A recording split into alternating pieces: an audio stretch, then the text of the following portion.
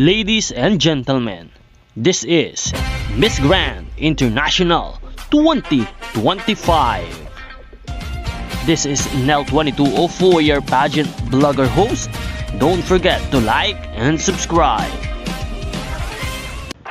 Magandang araw Pilipinas and good day pageant lovers! Hindi pa man nagsisimula ang Miss Grand Philippines 2025 Runway Challenge ay todo ora at pakitang gilas na agad si Miss Grand Zambales Anita Rose Gomez sa kanyang pasabog na rampa bago pa magsimula ang opisyal na kompetisyon.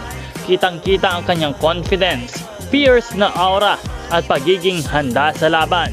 Sa bawat hakbang ay ipinapakita ni Anita Rose na hindi lang siya basta maganda at may presensya sa stage, kundi isa rin siyang contender na may bit-bit na charisma at personality na maaaring magdala sa kanya sa malayo sa kompetisyon.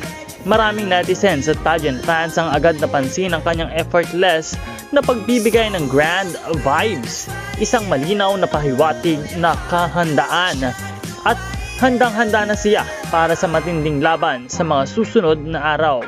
Mamaya nga ay magaganap na ang live coverage ng Miss Grand Philippines 2025 Runway Challenge kung saan masusubukan ang galing, estilo at personalidad ng ating mga kandidata sa harap ng mga hurado at ng buong sambayanan. Gaganapin ito ngayong August 14, 2025, 7pm sa Arete, Tagaytay at mapapanood lamang sa Grand PH YouTube channel. Ang channel na ito ay magbibigay ng mga live updates kaya patuloy na tumutok at huwag kalimutan na mag-subscribe.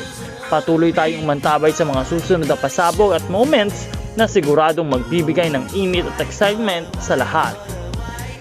Ang tanong ng sambayanan, sino kaya ang mag-uuwi ng pinaka-malakas na impression ngayong gabi? Abangan natin yan, kaya't huwag kalimutan na mag-subscribe.